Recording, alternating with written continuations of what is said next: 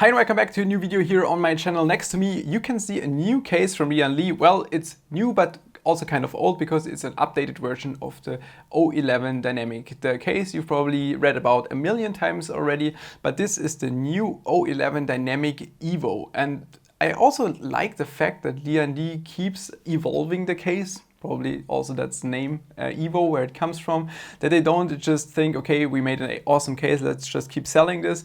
They keep inventing new things, and that's something I really appreciate, and this is an absolutely fantastic version of the O11 Dynamic. Let's just go ahead and check out the new features of this case, but I also have to highlight this is a prototype. There will be still some fine adjustments to the case, but let's check it out. This video is powered by the web hosting provider and experienced data center operator Hetzner with its hosting products for private and business clients. The recent AX51 NVMe server offers ASRock rack mainboards paired with the strong Ryzen 7 3700X 8-core CPU and 64GB of ECC memory, which can be expanded to 128GB if needed. The server is equipped with fast NVMe SSDs by default, which grant fast transfer speed. Not only the SSDs inside the Hetzner servers are fast, but also the provisioning time of only 10 to 15 minutes after booking. The entire rack design and also the cooling solution are developed in-house at Hetzner here in Germany, and with 24/7 support, high-speed internet connection, DDoS protection and matchless price-performance ratio with only 54 euros per month, you should absolutely consider their servers. Find more in the link in the description below. The general shape is identical to the original O11 Dynamic, but there are some minor adjustments, for example to the top part, which will be a complete mesh. But the first thing I will do is remove the front and the side, which are both tempered glass 4mm material. But yeah, it makes it really hard for just filming it for a review, because yeah, with all the reflections and stuff, that's why I'm just straight going to remove the front and side glass panels. As with the original O11 Dynamic, we can remove those two screws on the back and then just simply slide the top part away. On the side panels, there is one feature that changes. Previously, you would have to slide the side panel up and then take it out. Now we have those click mechanisms where you just unclick the side panel and then lift it up. Same thing for the front, just unclick and remove. One major change is the entire front. Previously we had all those connectors like USB and stuff and the buttons on here. Now we have this front door which can move to the right, and then we have the power button, reset button, fan control and RGB control. Because there is an RGB and fan controller included, I'm going to show that in a second. But the reason why they went for the front door is the fact that you can have an HDD hot swap cage right in front here. This would be one of the hard drive hot swap cages. As I said before, everything is a prototype. Right here we have the cables for it. Usually they would probably already come attached to the hot swap case, but everything is a prototype right here, so keep that in mind please. And I just assembled one of the cages to the top slot to show how this could look like. And obviously you're blocking the entire right part, so there's no possibility anymore to mount the radiators or fans in this case, but you can utilize this space as dual hot swap if you want to, and then can remove the HDD from the front. It's not attached right now, I just simply moved it in there so you can see how it would look like. Moving over to the right side or the back side of the case, you can see first of all everything is a mesh front. This entire case is totally optimized for the best possible cooling and also the best modularity. You can see there's a lot of stuff which we still have to talk about. And right now on the right side of the case we have a triple USB-A for connecting audio underneath and one-time USB-C aka USB 3.1.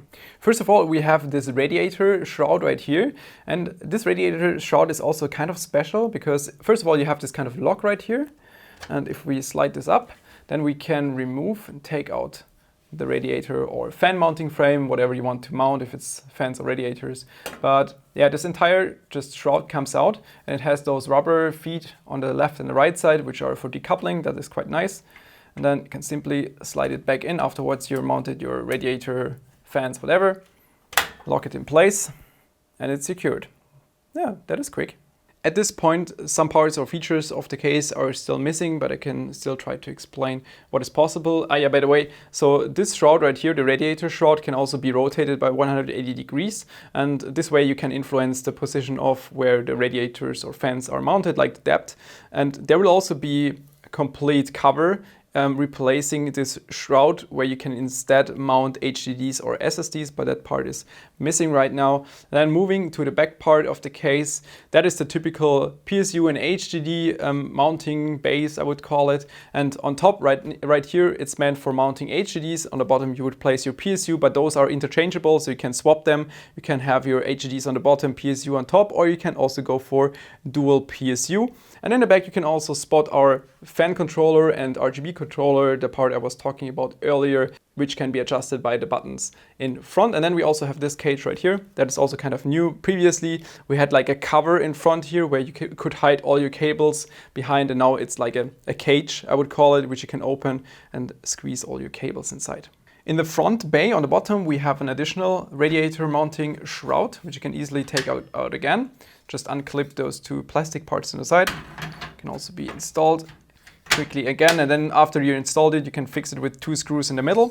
And then you have this additional metal brace, and that one can be fixed to this position. And this way you can mount up to 4 HDDs in the bottom instead. If you don't need the space for fans or radiators, then you can utilize this space for HDDs if you have a huge need for SSDs or HDDs. I just want to add that this case kind of feels that LianLi is going a little bit back to the roots. Back then, I don't know, like 10, 15 years ago, at least for me, LianLi was always very well known for the modularity, because you could customize your case. You would have additional HDD swap cases and radiator mounting brackets and all this kind of stuff. That's why this case kind of reminds me a little bit of combining the new thinking of LianLi, the new design, with the old way of having everything modular, and that is absolutely amazing. And the last features I want to show you are also my favorite features. If you want to address anything, if you have feedback, please let me know down in the comments below. LianLi is always listening. They're always happy about feedback. So if there's something you absolutely hate or like, just let us know in the comments. And now my favorite parts are the way you can mount the GPUs and something completely different. Of course, vertical mount is absolutely mandatory these days. Well, I wouldn't call it mandatory, but a lot of people are asking for it. Let me phrase that right. So first of all, we have the mounting frame right here. And keep in mind that you can remove this part right here. So the first mounting position would be the high position. This would be the position, the high position. Again, as I said before, you can remove this part right here, so it would not block the mainboard area. And then you can also go for lower position. You could mount it this way, or you could mount it, even lower. That is pretty awesome. So you can absolutely decide, and also depending on your mainboard, which slot you want to use, which slot you want to block. That is quite cool. And here we have my favorite feature of the O11 Dynamic Evo. I think this looks absolutely fantastic. Well, in the first second, you could think, why the hell is this VGA mounted in this direction or location? I think this is quite unique and quite cool. And depending on, I mean, for an air-cooled one, I'm not sure if it makes sense, but depending on your water cooling block and the locations of your fittings, this could look absolutely fantastic and brilliant.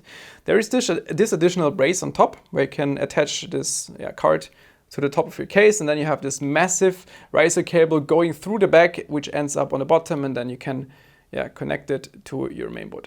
Thanks, autofocus, for being so bad for this moment, but yeah.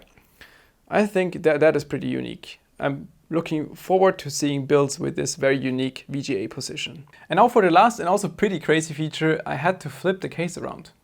Because the thing is, on this case, you can perform a reverse mod, which means that we have to flip or exchange the bottom part and the top part. And then I'm very curious how this will look like.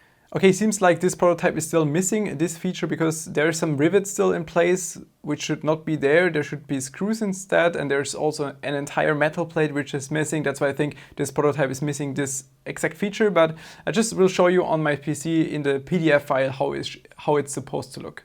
I guess with those drawings it should be quite clear. So that is the original state, and then you remove the bottom part and the top part. In my prototype stage, this metal sheet right here is missing. So if I remove the bottom, there is a hole in here. So it wouldn't work right now in the prototype state, but in the final state, this is how you're supposed to do it. You remove the top part, you remove the bottom part, flip your case over, and then in the end, you attach everything again. But in the reverse mod, you have the open side to the right, and the mainboard is facing downwards, which is also quite cool because it means that your VGA will be facing upwards with, for example, a water cooling block. That could look quite nice. I have to admit, I'm quite impressed that LianLi still finds ways to somehow improve the O11 dynamic, even though to me personally the first one was already like the perfect case, and then they still find ways to improve it. And with the O11 Dynamic Evo, the features they made with it are quite awesome.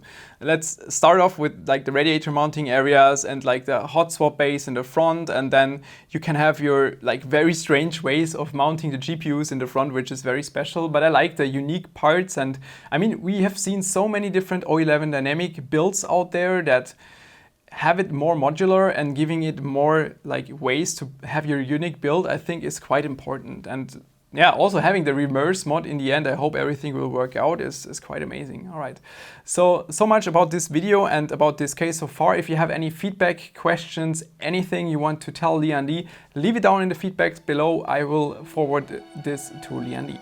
Thanks for tuning in. See you next time. Bye bye.